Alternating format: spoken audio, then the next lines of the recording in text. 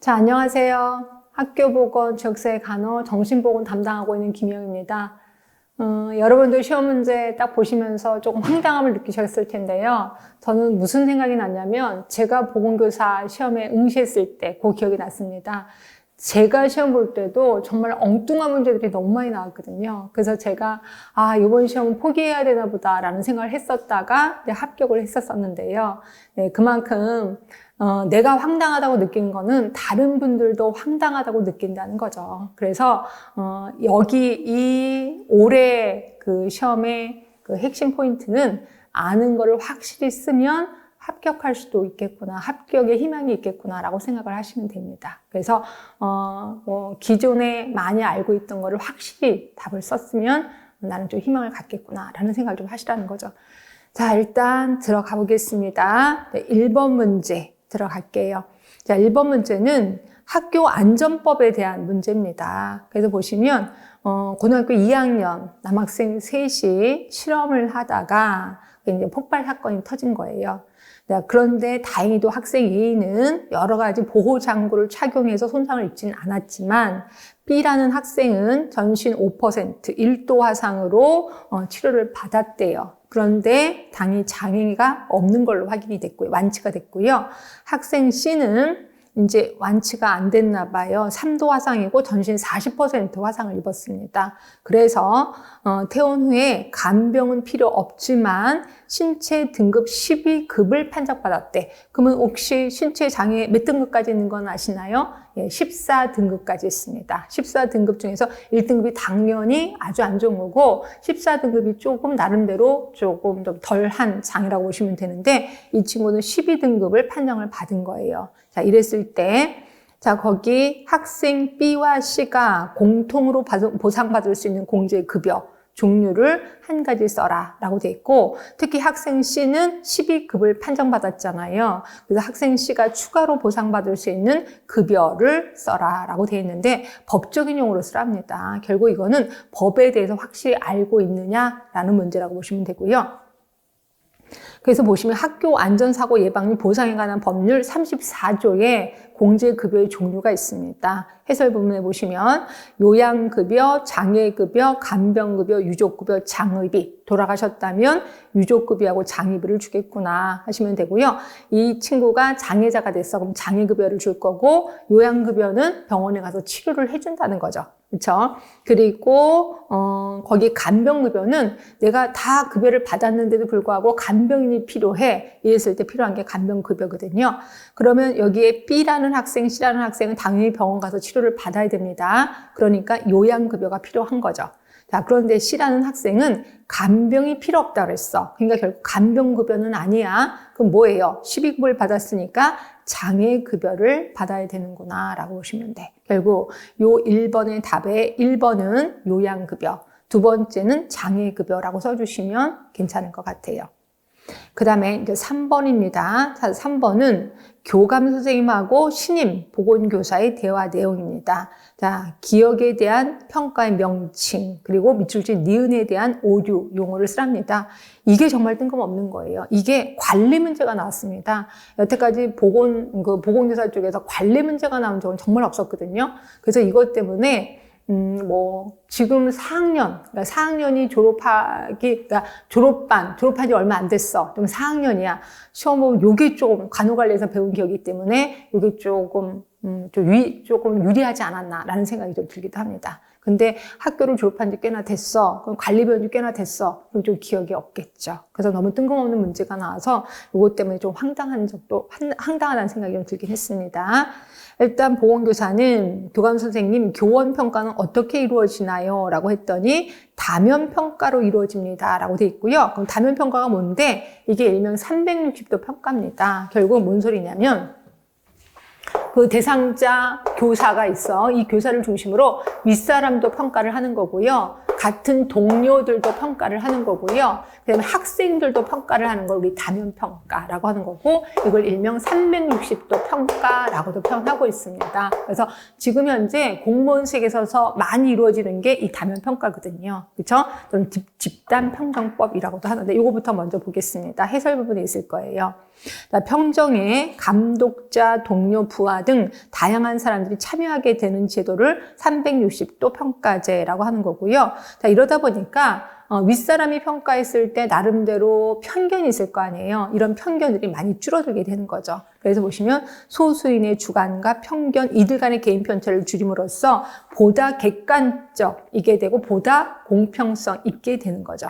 그렇지만 요거의 단점도 있습니다. 단점은 뭐냐면 이 평가의 범위를 굉장히 지나치게 확대를 해. 그러다 보면 이런 거죠. 자, 요게 360도 평가를 우리 학교 내에서만 하는 게 아니라 다른 학교의 교사들도 나를 평가하게 만들어. 이렇게 하다 보면 난 저 사람 잘 모르는데, 그러면 어떻게 해? 옆에 아는 사람한테 물어보는 거죠. 혹시 그 A라는 교사 알아요? 그러면 이 사람이 나 알아요. 아는데 그 사람 점수 높게 주지 마세요. 그 사람 성격 아직 못 됐어. 그러면 나는 그 사람을 잘 모르는데도 불구하고 편견이 생길 수 있다는 거죠. 그래서 이 범위를 너무 넓게 하면은 이런 단점도 생긴다라고 보시면 돼. 이걸 우리 360도 평가 또는 다면 평가라고 하고 있고요. 현재 학교에서도 다면 평가가 좀 이루어지고 있습니다. 자, 문제로 다시 들어가겠습니다. 자, 교감 선생님, 자, 기억입니다.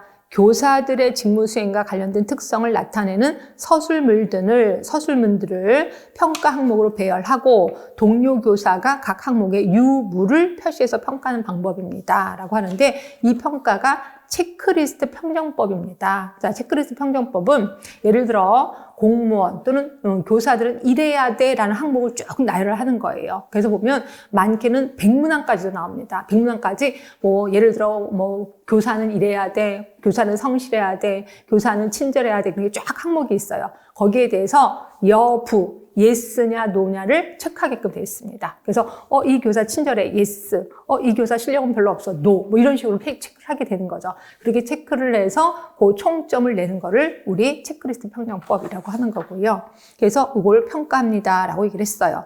자, 보건교사 그렇군요. 그런데 동료 교사가 평가 대상 교사에 대해 전반적으로 우수하다는 인상을 가지고 있으면 다른 평가 항목도 좋게 평가할 수 있어서 이에 대한 오류를 조심해야 될 것 같아요. 라고 얘기를 하고 있어요. 자, 요게 뭐냐면 연쇄 효과 또는 헤일로 효과라고 하고 있어요. 근데 이거죠. 딱 이 사람이 첫인상이 되게 좋게 보여. 그럼 다른 것도 굉장히 잘할 거다라고 느낀다는 거죠. 그래서 제가 수업 중에 이런 얘기를 한 적이 있었을 거예요. 첫날, 근무하러 가는 첫날 옷을 굉장히 잘 입어야 된다. 옷을 입을 때 특히 우리 공무원, 특히 선생님들 옷 제일 좋은 게 유관순 버전이에요. 그래서 위에는 흰색, 밑에는 청색, 군청색이라고 보시면 되고요. 거기 딱 입고 가면 굉장히 스마트하게 보이거든요. 그럼 외모가 스마트하면 일도 스마트할 것 같아 라고 느낀다는 거죠. 그래서 한 가지 인상이 좋으면 다른 게 다 좋게 보이는 이런 현상을 헤일로 효과 또는 연쇄 효과라고 표현하는 거고요. 그래서 첫날 근무하러 갈 때 제발 회색 옷 입으면 안 돼. 회색 옷을 입으면 약간 흐리멍텅하게 느낀다는 거죠. 하여튼 이런 효과가 좀 있다라고 보는 거고요. 요게 이제 문제가 나온 겁니다. 자, 그래서 보시면 첫 번째 답은 체크리스트. 그래서 거기 해설 부분을 잠깐 보시면, 자, 공무원을 평가하는데 적절하다고 판단되는 표준 행동 목록을 미리 작성해 둬요. 그리고 이 목록에 단순히 가부, 예스냐, 노를 표시하게끔 하는 방법을 통해서 공무원을 평가하는 방법을 체크리스트 평정법이라고 표현하고 있습니다. 예, 그래서 단점에 대해서 거기 써 있으니까 보시면 될 것 같고, 자, 연쇄효과. 평정상의 특정 요소인 선입견 또는 인상이 모든 평정 요소에 연쇄적으로 적용한다는 경향이 있다는 거죠. 이걸 우리 연쇄효과. 그래서 여기서의 답은 체크리스트 평정법, 또 하나가 연쇄효과, 헤일로 효과를 답을 써주시면 될 것 같아요. 자, 그 다음에 4번입니다.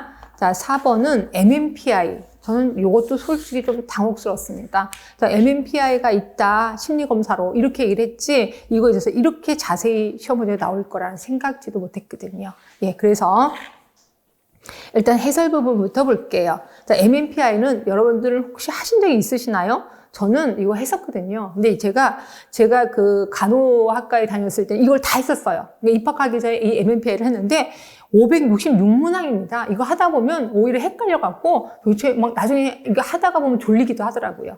굉장히 많은 양이기 때문에 요즘은 간호학과에서 MMPI 검사를 안 하거든요. 근데 아직 이게 시험 문제 나왔었는데 가장 널리 쓰이고 있는 다면적 인성 검사예요. 모두 566문항짜리도 있고 383문항짜리도 있어요. 그러니까 383문항은 좀 요약한 거다라고 보시면 될 것 같고, 그래서 요새는 임상에서는 383문항을 좀 많이 사용하고 있습니다.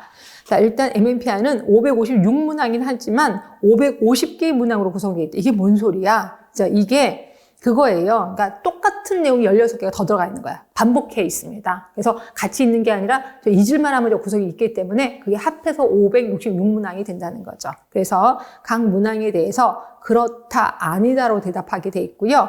모두 14개의 척도를 구성해 있는데 14개의 척도를 다시 두 개로 나눌 수가 있습니다. 하나가 타당도 척도하고 또 하나가 임상 척도로 나눌 수가 있어요. 밑에 표를 보시면 보일 거예요. 타당도 척도가 4개가 있고 임상 척도가 모두 10개가 있는 거죠. 그래서 14개의 척도가 있는 건데 이 중에서 문제는 타당도 척도가 나온 거예요.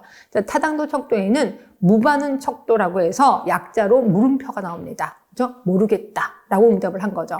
그 다음에 L 척도라고 해서 일명 부인 척도야. 라의 거짓말이야. 부인 척도. 이게 있고, 그 다음에 이걸 이제 L로 표시를 합니다. F 척도가 신뢰도. 그러니까 믿을만하냐. 이건 거죠. 신뢰도 척도. 그 다음에 K가 교정 척도라고 있습니다. 그래서 이 4개의 척도 중에서 시험 문제에 나온 거는 L 척도, 부인 척도가 나온 겁니다. 이렇게 있고, 임상 척도에는 건강염려증, 그다음에 그 기호는 HS입니다. 우울증, 히스테리, 반사회, 남성 특성, 여성 특성, 편집증, 강박증, 조현병, 경조증, 사회적 내향성. 이게 이제 임상 척도라고 보시면 될 것 같고요. 그래서 이제 문제를 보겠습니다. 자, 심리검사의 개념 나왔고, 심리검사의 검사 도구의 종류. 그래서 거기 MMPI, 거기 밑에 반가로 1번 밑에 점땡이부터 보겠습니다. MMPI는 자기 보고식의 객관적 인성검사 도구로 집단적인 인성검사에 많이 이용되고 있다. 네, 맞습니다. 자, 밑에 들어가시면 MMPI는 임상 척도와 타당도 척도로 구성된다. 네, 조금 전에 우리 해설 부분 봤고요. 임상 척도는 건강염려증에서 남성, 여성성 있고 나머지 하나 빠져있는 게 뭐가 빠졌냐면 뭐가 빠졌다? 반사회성이 빠졌습니다. 보시면 건강염려증, 우울증 다 있는데 반사회성이 빠졌습니다. 기억번에는 반사회성 척도로 구성된다. 타당도 척도입니다. 자, 응답의 객관성이나 솔직성에서 문제 발생을 보완하기 위해서 무반응 척도, 물음표로 표시를 한다 그랬고, 신뢰도 척도 F, 교정 척도 K, 그리고 자신을 좋게 보이려고 고의적으로 부정적인 경향을 찾기 위한 척도, 이게 이제 부인 척도, L 척도라고 보는 거고요. 그렇죠? 그래서 타당도 척도들의 비교표의 기준 T 점수 70점 이상이면 응답 전체 신뢰성을 일단 의심하게 된다라고 되어 있는 거죠. 자, 그래서 요거에 대해서 기억은 뭐라고 답을 쓰시면 되냐면 기억은 반사회성, 그리고 니은은 아까 말한 대로 부인 척도, L 척도라고 써주시면 될 것 같습니다. 그래서 요것도 알면 쉬운 건데 이런 쪽에 깊게 공부를 안 하신 분들은 좀 당혹스러웠겠구나라고 생각하시면 될 것 같고요. 자, 그럼 이제 5번입니다. 자, 5번은 사회불안 장애를 얘기를 하고 있는데, 자, 일단 사회불안 장애에서 자, 뭐 학생, 이거는 좀 이따 문제를 먼저 보고 할게요. 문제를 보시면 기억의 증상, 사회불안 장애, 사회적 불안, 수행 불안을 나타내는 대화의 문장을 위 내용에서 찾아 있는 그대로 각각 순서대로 제시하시오라고 되어 있는데 이거는 그렇게 어렵진 않을 거예요. 사회적 불안하는 거는 말 그대로 그런 거지 뭐 사람이랑 같이 모여서 뭔가를 할 때 내가 이제 불안을 느끼는 거죠. 그래서 가장 많이 느끼는 게 학생들이 이제 발표할 때 딱 위에 서는 순간 학생들이 자기를 착 쳐다보면 갑자기 숨이 턱 막힌다면서요. 그러면서 얼굴이 벌개지고 막 부들부들 떨리고 이런 걸 사회적 불안이라고 하는데 여기서 수행 불안 얘기도 나와요. 근데 이거 읽어보시면 아 이게 수행 불안이겠구나라고 느끼실 겁니다. 자, 일단 사회적 불안에서는 이게 나올 겁니다. 거기에 보건교사 얘기했고 학생 볼게요. 사실은 저는 어려서부터 애들한테 못난이라고 자주 놀림을 받았어요. 이러다 보니까 이게 사회적 불안이 좀 시작이 됐겠지. 자, 보건교사 힘들었겠네요. 그럴 때는 어떻게 했어요? 그랬더니 학생, 뭐 그냥 참고 지냈어요. 사람들 눈에 띄면 괜히 떨리고 불안해서요. 이게 대표적인 사회적 불안이죠. 사람들이 눈에 띄면 괜히 불안해하고 떨려. 이게 이제 사회적 불안. 자, 그리고 그랬군요. 고등학교에 와서는 어때요? 라고 물어봤습니다. 학생은 괜찮아요. 애들이 나한테 관심도 없으니까요. 자, 그러면 학교에서 별 다른 어려움은 없나요? 라고 했더니 수업 중에 제가 발표를 해야 할 때는 실수할까봐 걱정이 돼서 몸이 굳어져요. 라고 얘기를 했어. 이게 이제 수행불안 쪽에 들어가는 거죠. 자, 그리고 그럴 때는 어떻게 했나요? 라고 했더니 어쩔 수 없이 떨면서 해요. 학교를 안 다닐 수도 없고. 그러니까 떨면서 한다는 것도 여기 수행불안이라고 보시면 되고요. 그래서 저는 다른 애들과 이야기도 할 때 잘 지내려고 마음 먹고 어떻게든 해보려고 하는데 막상 다치면 잘 안 돼요. 모든 것이 헛수고 같아요. 어떻게 할지 모르겠어요. 라고 되어 있습니다. 여기에서 사회적 불안, 수행불안이 다 나올 겁니다. 사회적 불안에 1번은 요거까지 저는 집어넣었으면 좋겠습니다. 저는 어려서부터 애들한테 못난이라고 자주 놀림을 받았어요. 여기 이제 사회적 불안에 들어가는 거고, 두 번째, 대표적인 게 2번이죠. 사람들 눈에 띄면 괜히 떨리고 불안해서요. 여기 이제 사회적 불안. 자, 수행 불안은 수업 중에 제가 발표를 해야 할 때는 실수할까봐 걱정이 돼서 몸이 굳어져요. 수행 불안입니다. 어쩔 수 없이 떨면서 해요. 떨면서 해요라는 것 때문에 이것도 수행 불안에 집어넣으시는 게 좋을 것 같아요. 자, 그 다음에, 자, 보국요사. 자, 니은번입니다. 학생의 이야기를 들어보니 열심히 노력했는데도 잘 안 돼서 답답하고 매우 속상한 것처럼 들리네요. 자, 요거 반영이죠. 그러니까, 우리 그거 있었었잖아요. 효과적인 의사소통 방법에 반영이 있었습니다. 근데 반영에는 두 가지가 있었었죠. 그러니까, 두 가지가 아니라 여러 가지가 있었는데 그 중에 감정의 반영이 있었었잖아요. 감정의 반영. 아, 이런 거 같군요. 이런 거를 느끼셨나 보네요. 라고 했었던 거. 감정의 반영. 그거예요. 열심히 노력했는데 잘 안 돼서 답답하고 매우 속상한 것처럼 들리네요. 라고 했으니까 감정을 반영한 거예요. 그래서 여기서는 감정의 반영이라고 써주시면 될 것 같고요. 감정의 반영에 대해서 혹시 모르실까봐 거기 해설 부분에 좀 써놨을 겁니다. 한번 보겠습니다. 감정의 반영은 자, 대상자가 표현한 언어의 내용에 담겨져 있는 감정에 대한 반응이야. 그렇죠? 그러다 보니까 자, 감정 반영의 단계, 대상자가 표현하고 있는 감정이 무엇인지를 파악하는 거죠. 그리고 감정을 명확하게 묘사를 하는 거야. 불안했겠군요 라고 묘사를 하는 거죠. 그러면 감정의 반영이 옳은지 대상자의 반응을 판단하는데 학생이 뭐라 그랬어요? 네, 너무 답답하고 힘들어요 라고 얘기를 했잖아요. 결국 학생의 그 감정까지 다 끌어냈단 말이에요. 그러니까 이거는 감정의 반영이 확실합니다. 다시 한번 얘기하겠습니다. 자, 5번에 1번은 사회적 불안. 아까 두 가지 제시했습니다. 그리고 수행 불안도 두 가지 얘기를 했고요. 세 번째 답은 감정의 반영이라고 써주시면 될 것 같아요. 네, 이렇게 해서 보시고. 혹시라도 모르실까봐 사회불안 장애를 좀 써봤습니다. 맨 위에 보시면 다른 사람들 앞에서 당황하거나 바보스러워 보일 것 같은 사회불안을 경험하며 다양한 사회적 상황을 회피하게 되고 이로 인해 사회적 기능이 저하되는 정신과적 질환을 사회불안 장애라고 표현하고 있습니다. 그거 보고 자, 이제 9번으로 넘어가겠습니다. 자, 9번 가족 간호가 나왔습니다. 가족 간호 보시면 학생의 현황, 운동하는 거 싫어하네요. 그렇죠? 키 165에 몸무게 100kg 이제 비만입니다. 혈압 140에 100 나왔고요. 가족 사정 도구 맨 위에가 가계도인 건 이미 거기 제목에도 써 있을 거고요. 자, 두 번째, 자, 원이 여러 개 있는 거. 이거 제가 중요하다고 평상시에 얘기했었을 겁니다. 사회 지지도를 얘기하는 거고요. 사회 지지도에는 제일 가운데 원에는 뭐 대상자가 있는 거죠. 그 다음 원에는 같이 살고 있는, 동거하고 있는 가족이 있을 거고, 그 다음 원에는 친척이 있을 겁니다. 그 다음 원에는 지역사회. 그 다음에 맨 마지막에는, 맨 마지막에 이제 지역사회가 있고, 지역사회 안에는, 그쵸. 다시 한번 정리합시다. 계속 헷갈리네. 자, 가운데가 대상자가 있습니다. 그 다음에 동거하는 가족이 있을 거고, 그 다음이 친척이 있을 거고, 친척 있을 거고, 그 다음에 지역사회가 있을 거고, 마지막에 이제 공공시설 같은 것들이 있을 겁니다. 그래서 보시면, 거기 학생이 있고, 아버지, 어머니랑 같이 동거하고 있고요. 그 다음에 친척, 형이 따로 살고 있네요. 할머니, 형수. 형이 결혼해서 따로 살고 있는 것 같아. 그쵸? 그 다음에 이웃이 있을 거고, 마지막이 지역사회. 그러니까 정확히 따지면 이렇게 되는 거죠. 여기가 이제 이웃이 되는 거고, 그 다음에 공공기관이니까 여기 이제 지역사회가 되는 거죠. 이렇게 되는 거죠. 이렇게 되는 거고, 여기에, 같이 사는 가족이 이제 엄마, 아버지가 있는데, 내가 아버지랑 친해. 그럼 이제 친하다라고 하면 아예 표시가 안 돼 있어. 근데 소원한 관계입니다. 표시가 안 돼 있으면 소원한 관계인 거고, 하나가 있으면 조금 친한 거, 두 개가 있으면 조금 더 친한 거고, 세 개는 아주 끈끈한 관계라고 볼 수가 있는 거죠.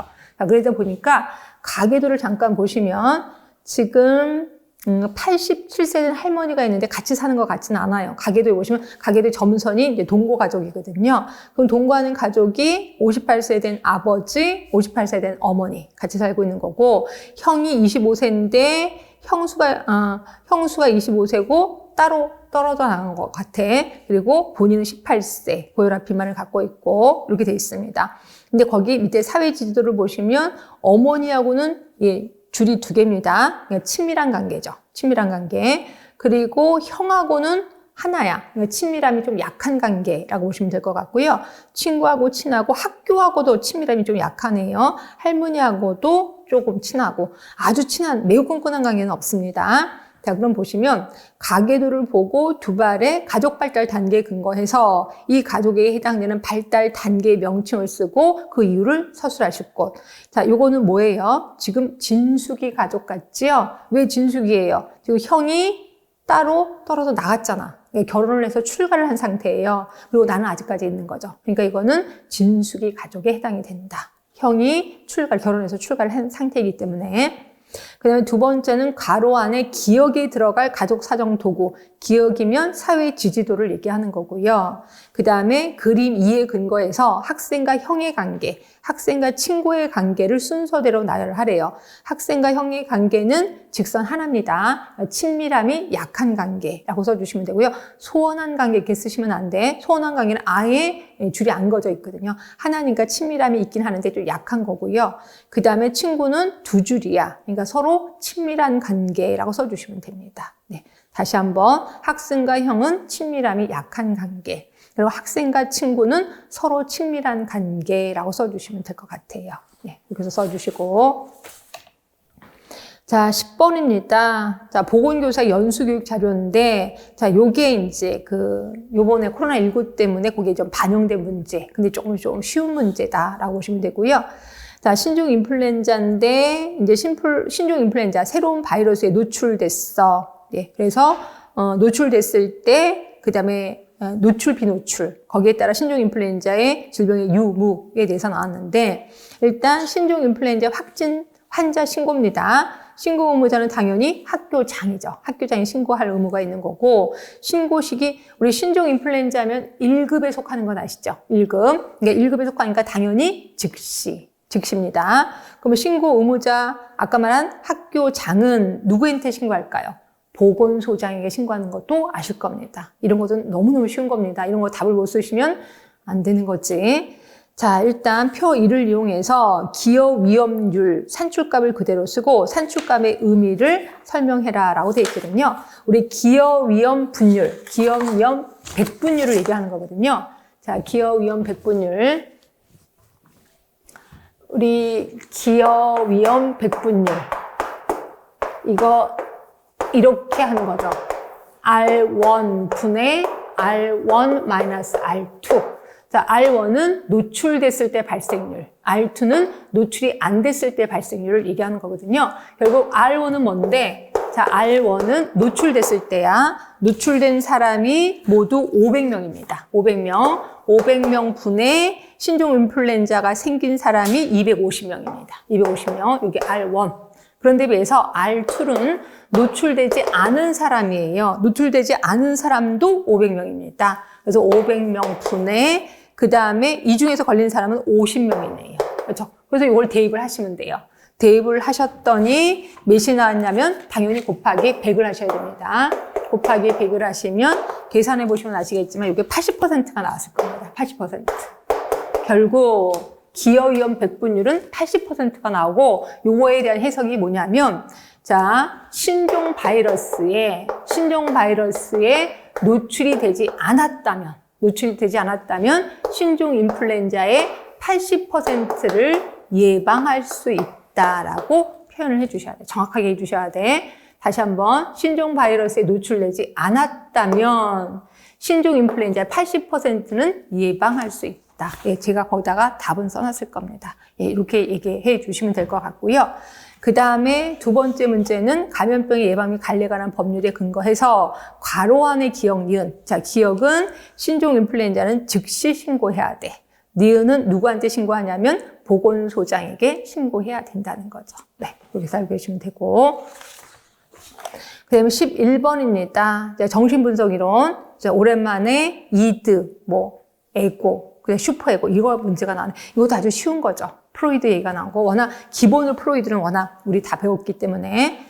자, 성격의 구조를 보시면 이드는 출생 시부터 존재하고 동기부여, 충동, 본능, 예, 이거의 원천이다 알고 있습니다. 이드는 현실적인 제한이라 미래에 관계하지 않고 즉각적인 본능 충족을 추구한다라고 표현했고요. 자, 에고, 자아는 모든 정신 현상을 총괄하고 주관적인 경험, 기억의 이미지를 구분할 수 있다. 얘기를 했고, 또한 성장 과정을 통해서 이게 점점 커집니다. 그러면서 무슨 원칙에 따라 움직이게 되냐면 현실 원칙이죠. 그럼 이드는요, 쾌락 원칙이지 쾌락 원칙. 자, 요거 혹시 모르실까봐 해설 부분에 써놨습니다. 자, 이드는 성격의 가장 깊숙한 핵심, 유전적인 모든 것이라고 했고요. 여기에는 이제 기본적인 욕구, 충동, 동기 유발이 여기에 해당이 되는 거고, 쾌락 원칙이다라고 표현을 했었습니다. 그래서 태어날 때는 존재합니다, 당연히. 그리고 5세에서 6세에서 약해지다가 청소년기에 다시 일시적으로 커진다. 라고 얘기를 했고요. 자아는 자 보시면 외부 세계와 직접적으로 접촉해서 현실을 검증하는 거고 4, 6개월부터 발달을 하네요. 2, 3세경에 자아가 형성이 되는 거고 말 그대로 성격의 집행부입니다. 그래서 현실 원칙이라고 표현했습니다. 초자, 자아로부터 분할을 합니다. 그리고 얘는 1세 전후에 생기고 5, 6세 때 최고로 발달을 보이다가 9, 11세가 되면 기틀이 마련해진다라고 돼 있고 얘는 초자가 이드의 충동을 심하게 억제 시 죄의식이 생기는 거고 초자가 이드의 충동을 조절 못하면 반사회적 성격이 이루어지게 되는 거죠. 그치? 자, 결국 기억이 거기 이제 보시면 문제입니다. 자, 기억이 추구하는 원칙의 명칭, 기억은 아까 이드였거든요. 이드는 무슨 원칙? 쾌락 원칙을 추구한다고 얘기를 했고요. 그 다음에 두 번째 문제, 가로 안에 니은에 들어갈 명칭, 니은이 뭐였냐면 자아가 무슨 원칙이냐 이거죠. 현실 원칙이겠지. 이것도 아주 쉽습니다. 세 번째, 디귿에 해당되는 방법의 명칭을 쓰래요. 혹시 프로이드 하면은 4가지 방법을 사용하고 있는 건 아시죠? 그래서 제가 이걸 뭐라고 했어요? 자, 전, 저, 꿈이라고 표현했었을 거예요. 그렇죠? 그래서 자가 자유연상이었었고 저항은 전이 그래서 역전이 전이 이런 얘기도 했었을 거고요. 저는 저항 그 다음에 꿈 분석 있었습니다. 그래서 이 4가지 방법을 이용하는 게 프로이드의 정신분석이라고 표현했고요. 이 중에서 자유현상에 대한 문제인 것 같아요. 잠깐 보시면 프로이드는 감정적으로 힘든 문제를 드러내는 것이 정신질환을 일으키는 상처를 치유하는 잠재력이 있음을 설명했다. 그래서 정신분석 치료 방법에서 어떤 의식적인 점검이나 검열 없이 떠오르는 대로 생각과 느낌을 그대로 언어하는 것. 그것과 꿈 분석을 사용했다라고 했으니까 꿈 분석은 아닌 거고 지금 여기는 생각에 어떤 단어를 일단 제시를 해. 그럼 단어를 딱 듣는 순간 떠오르는 생각을 이렇게 막 얘기하게끔 하는 거죠. 이걸 우리 자유연상이라고 했었을 겁니다. 결국 세 번째 질문에는 자유연상이라고 답을 써주시면 될 것 같아요. 그래서 이것도 그렇게 어려운 건 아니구나 라고 보시면 될 것 같고요. 그 다음에 12번입니다. 자, 12번은 요거는 육고리, 굉장히 유명한 육고리를 얘기하고 있는데 육고리인데 단어를 약간씩 좀 다르게 했지요. 그래서 보시면 감염원을 이렇게 해석하시는 게 좋을 것 같아요. 병원체라고 생각하시면 될 것 같고요. 자, 감염원이 그다음에 병원소로 가는 거고 병원소에 실컷 놀다가 그다음에 탈출을 하게 되는 거죠. 탈출. 그리고 여기에서는 전파 방법, 전파가 있고 그다음에 새로운 숙주로 침입을 하게 되는 거죠. 침입. 그래서 새로운 숙주를 침입했다고 해서 무조건 병이 생기는 건 아니라 그랬습니다. 신숙주의 감수성에 따라 병이 생기기도 하고 안 생기기도 한다라고 표현했고 그 다음에 이렇게 되는 거죠. 이런 식으로 해서 6가지 고리. 이 중에서 이제 끊으면 이제 병이 이제 더 이상 감염이 되지 않겠다라고 하시면 되고, 이 중에서 여기를 끊는 게 하고 여기를 끊는 게 문제가 나왔었을 것 같아요. 일단 작성 방법에 따라 순서를 서술하시오라고 돼 있어서, 자, 보시면 학생 A입니다. 선생님, 외출할 때는 언제나 마스크를 착용해야 합니다. 자, 보건교사 맞아요. 특히 결핵, 홍역의 경우는 더 특별한 주의가 필요합니다. 라고 표현했거든요. 자, 특히 B번, 학생 B입니다. 질병을 이겨낼 수 있는 항체를 만들기 위해서 예방접종을 해야 됩니다. 라고 했고, 학생 C는 특히 어린아이나 노인분들 예방접종 꼭 해야 합니다. 라고 표현했어요. 자, 그리고 비누로 손을 자주 씻습니다. 손 소독제를 사용합니다. 그런데 학생 F는 그런데 선생님 소독과 멸균이라는 말을 많이 들었는데 두 단어가 구분이 잘 안 돼요 라고 되어 있습니다. 자, 여기서 보시면 첫 번째가 기억의 전파 과정을 위해 필요한 주의의 명칭을 쓸 것이라고 되어 있는데 그 밑에 해설 부분을 잠깐 보세요. 전파 경로별 주의가 있습니다. 이건 미국의 질병통제에서 거기서는 크게 3가지가 있는데, 그러니까 접촉 전파, 비말 전파, 공기 전파 이 3개가 있어요. 근데 결핵, 홍역은 뭐예요? 뭐에 가까워요? 네, 당연히 공기 전파에 가깝습니다. 비말보다는 공기 쪽입니다. 그래서 여기서는 공기 전파를 답을 써주시면 되고요. 혹시라도 모를까봐 비말 전파하고 공기 전파의 차이점을 좀 써봤는데, 비말 전파는 내가 재채기를 해서 앞에 사람한테 옮기는 거죠. 그래서 결국 지금 요새 사회적 거리 두기라는 게 있잖아요. 보통 2m인데 그거를 우리 비말 전파라고 보는 거고, 공기 전파는 얘가 좀 더 가벼워. 그래서 공기중에 떠돌다가 전혀 엉뚱한 곳에 가서 다른 사람을 감염시키는 거죠. 그래서 보시면 5마이크로미터 이상의 큰 입자에 의해서 옮겨지는 게 비말 전파, 5마이크로미터 이하의 작은 입자들에 의해서 옮겨지는 게 공기 전파. 그런데 결핵이나 홍역은 대부분 공기 전파 쪽이라고 보시면 될 것 같고요. 자, 그리고 그 다음에 그래서 첫 번째는 얘기를 했고, 두 번째입니다. 그림 1의 감염 회로를 적용할 때 밑줄 니은이 아까 뭐였었냐면 어린아이들이나 노인분들은 예방접종을 꼭 해야 됩니다 라고 했거든요. 하여튼 요 니은은 감염원과 어떤 요소와의 연결고리를 끊는 것인지 그 구성 요소를 제시하시오 라고 돼 있고, 그러니까 이거죠. 예방접종 하면은 누구 하냐면 신숙주의 감염성 요거죠. 네, 신숙주의 면역력이 높으면 감수성이 떨어지기 때문에 병이 안 걸린단 말이에요. 그렇죠? 그러니까 요거를, 그러니까 이 감염원하고 신숙주의 감수성을 요거를 차단한 거다라고 보시면 될 것 같고요. 그렇죠? 그렇게 정답을 써주시면 돼. 신숙주의 감수성이라고 보시면 그렇게 답을 써주시면 될 것 같고요. 그 다음에 3번째입니다. 그림 1의 감염 회로를 적용할 때 밑줄 친 디귿이라는 건 멸균입니다. 감염원과 어떤 요소와의 연결고리를 끊는 것인지 그 구성 요소를 제시하고 디귿의 개념을 서술할 것이라고 했는데, 자, 요거는 어디냐면 병원 소적. 그러니까 여기를 끄는 거예요. 여기를 끄는 거. 그러니까 감염원을 멸균한 거죠. 그치? 멸균하는 건데, 그럼 멸균과 소독의 차이점. 소독과 멸균의 차이점은, 자, 소독은 제가 거기 써놨을 겁니다. 아주 쉽게 써놨거든요. 그러니까 병원성이 있으면, 그러니까 모든 미생물은 병원성 미생물이 있고 또 하나가 비병원성 미생물이 있단 말이에요. 근데 병원성 미생물을 사멸시키는 게 소독이야. 그런데 비해서 비병원성 미생물은 정지시키는 거죠. 정지. 이게 소독이고, 멸균은 요 2개를 다 사멸시키는 걸 멸균이라고 하는 겁니다. 다시 한번, 소독은 병원성 미생물만 사멸, 비병원성은 정지. 그런데 비해서 멸균은 2개 다 사멸이라고 써주시면 됩니다. 네, 그러면 될 것 같아요. 그렇게 해주시면 될 것 같고, 자, 그 다음에 이렇게 해서 우리 전공 A 끝났습니다. 조금 쉬셨다가 전공 B 3교시 들어가겠습니다.